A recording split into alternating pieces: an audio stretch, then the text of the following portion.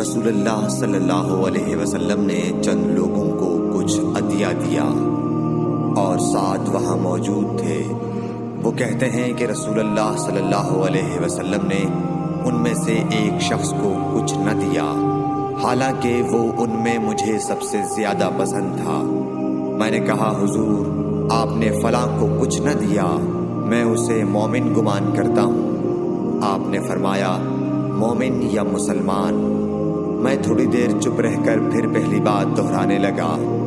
حضور صلی اللہ علیہ وسلم نے بھی دوبارہ وہی جواب دیا۔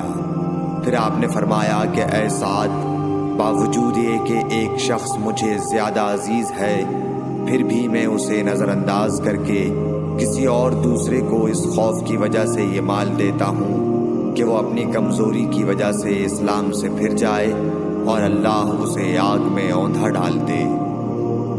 صحیح بخاری حدیث نمبر 27۔